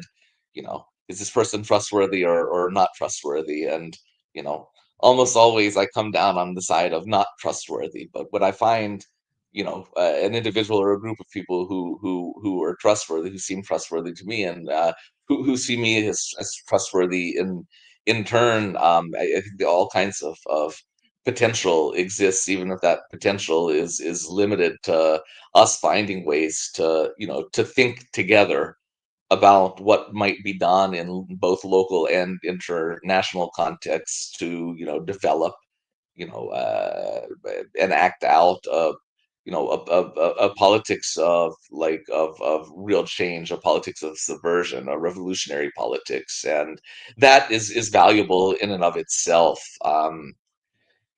But I think, to be a little bit more specific, I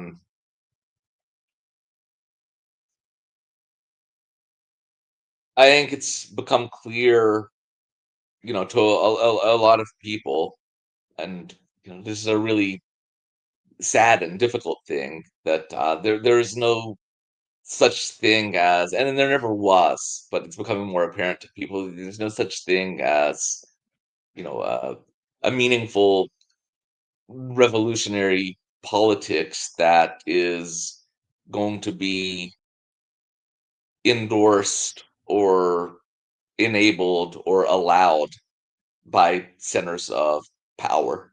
And so there is some inherent risk involved.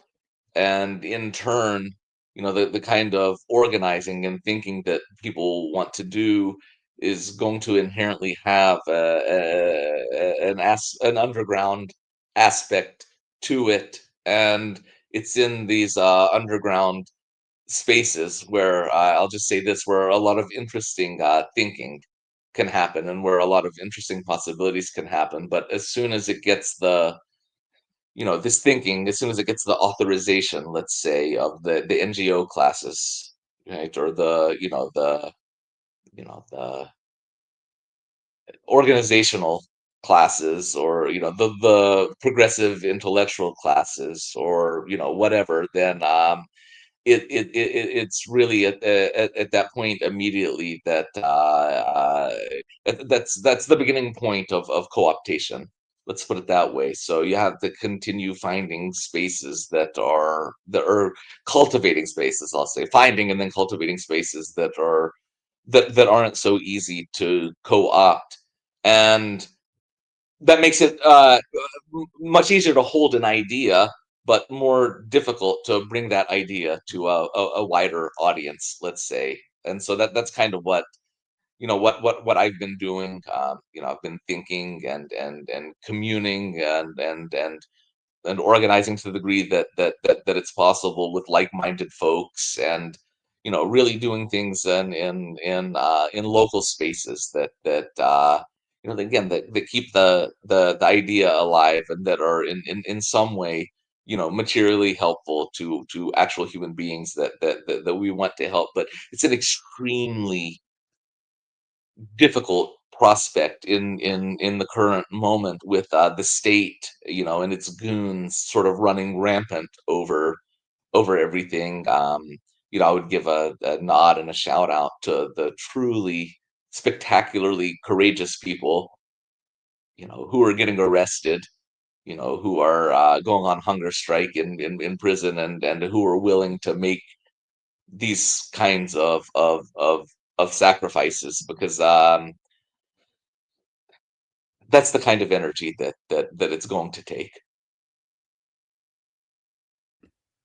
Yes, appreciated, and appreciate the centering of all the folks who. I mean, there's so many folks who have, have sacrificed in the last couple of years, and obviously we can, it's easy to look at it and say, well, it's not enough, and we haven't, all of that is true, but it's like how do you cultivate and generalize and build a basis for more people to, you know, to to help each other get to that place, where we could take necessary risks and do so i- as best we can to protect and defend each other, in those kind of Yes. processes. And yeah, I guess the only other part of that question, which I see you kind of grappling within the piece, is again just the question of world building in Palestine, Yeah. which also connects to, I think, a little bit of why, um, yeah, I mean, there's other thoughts in my mind about, like, what is the first whiff of Zionism from a liberal Zion? Like, how do you first tell, right, when it has stepped in the door, but it doesn't name itself as such? Because I know you've talked before about your own and other Palestinians' ability to kind of just be able to sniff it out or sense it sometimes when it's not, maybe doesn't name itself very explicitly. But you know, I, I don't, either one of those questions. I mean, I'm interested in the question of world building and what to you, you know, what kind of world can accommodate Palestine, right? Like, because I think that is a really important question, because clearly we can see that this world right now cannot, right? Mm, So maybe that's the thing to ask. But I am also curious about the the other one. sure. I guess I'll maybe it would be better or more valuable for me to to I guess reference the sources of inspiration for this line of thinking, and so folks can go and you know sort of read and learn alongside me. But and I mean, I was really largely, that line of thought is largely inspired by what's called the Black radical tradition, the Black radical intellectual tradition, or just by Black intellectual traditions in general, right? That are kind of at different points on the ideological spectrum, up to and including, I think, certain variations of like Afro pessimism. But the idea that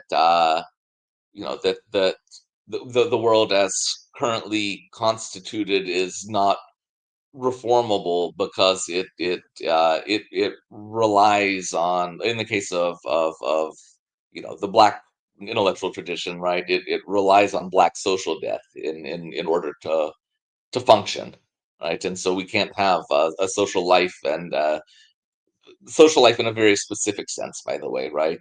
We can't avoid social death and maintain the world in its current iteration. A new world needs to sort of emerge for us to be fully operable as human beings within it. This is a crude summation, but I've always found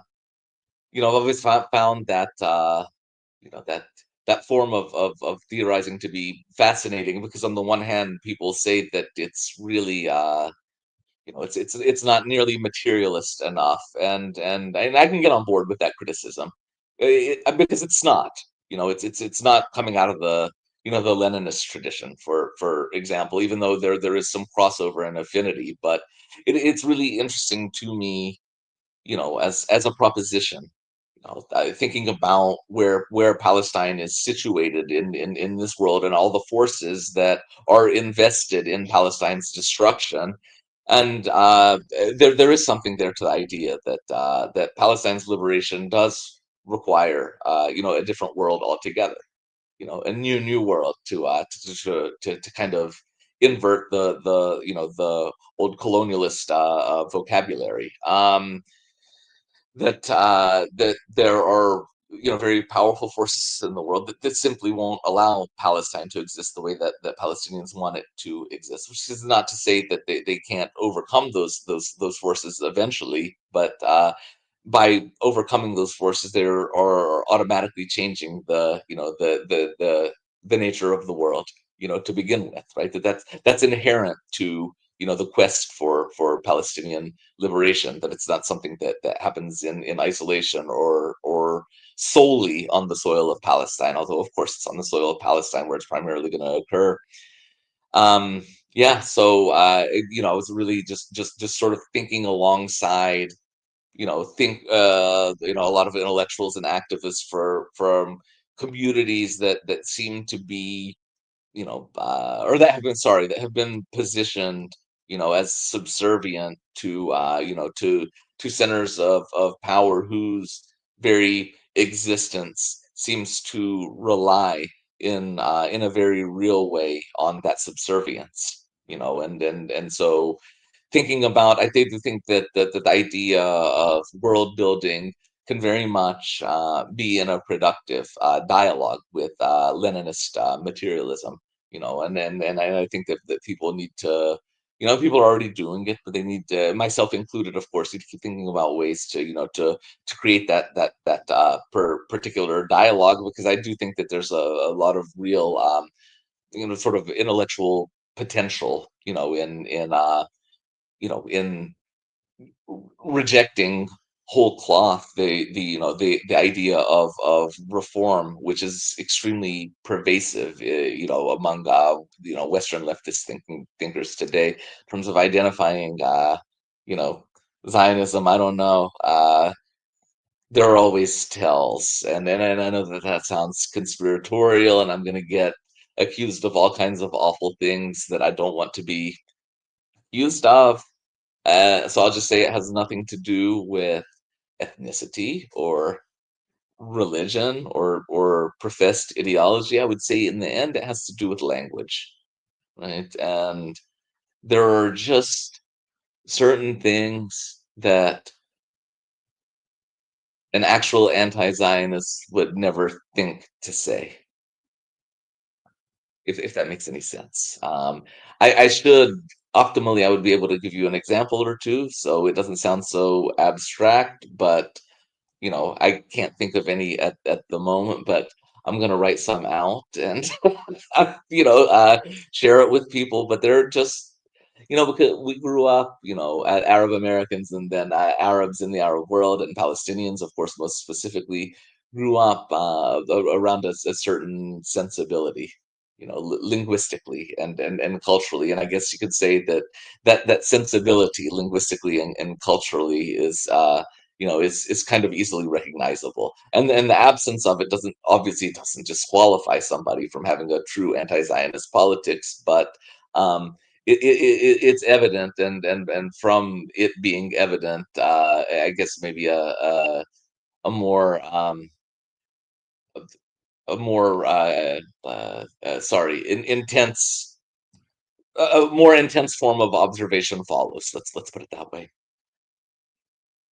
No, I appreciate it, and Stephen, please keep writing. I know that you will, and I hope that you'll keep coming back to have conversations with us and our audience and viewers. And yeah, this was great. And yeah, I mean, I would look forward to reading a piece where you spend some time thinking through that. And I also, I'm interested in the conversation that you're bringing together around like Afro pessimism, Leninism, and and Palestine and so on. So all of those are interesting, I think, spaces, and I look forward to continuing to see you share your ideas with folks. And I know it's helpful for me, and I know it is for many others. Um, a few things on first of all, shout out to the chat. You all were so busy that I didn't manage to really capture a lot of the commentary and stuff, but there was some good things said. One thing that made me laugh is when you were talking about Jacobin. I don't know if you've watched our episodes with Dwayne Monroe, but he had a great comment at one point of referring to Jacobin as wanting to be the Happy Meal of socialist discourse, and I thought that was probably the best explanation that I had ever heard of it. And Alex saying that your rant game was 100 today. So anyways, very much appreciated. Again, just encourage people. I see that there have been contributions to the Samir project, throughout our discussion.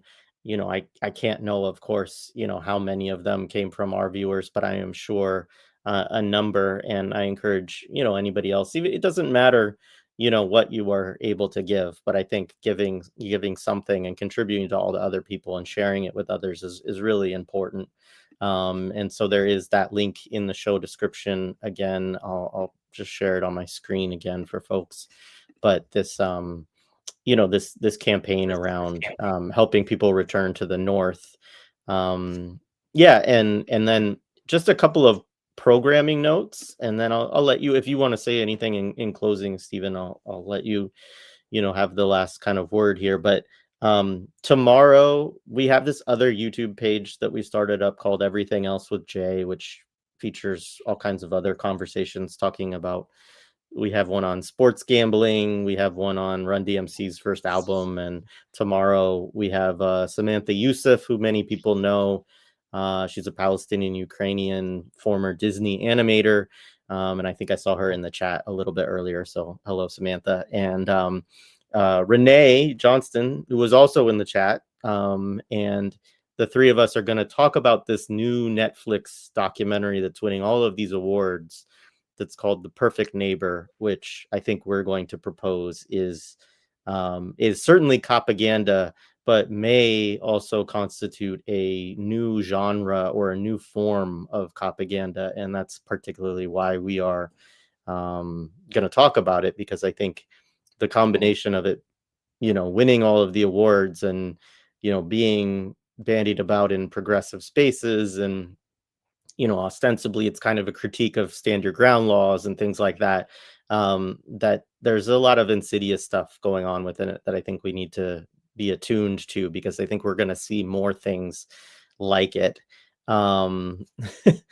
Renee says no new form, just propaganda. Well, that can be the subject of our debate tomorrow, so look forward to it. And so, yeah, if you're not subscribed to that YouTube channel, please do so. We'll be doing that over there tomorrow. And then on Thursday, as I mentioned briefly, I need to get it up on the page, but we will have Stephen and my friend Louis all day on. We're going to be talking about some of the recent books that Ebb magazine and Ebb Books that he's an editor with have put out. One of them is behind me. Well, actually, I think they're both behind me.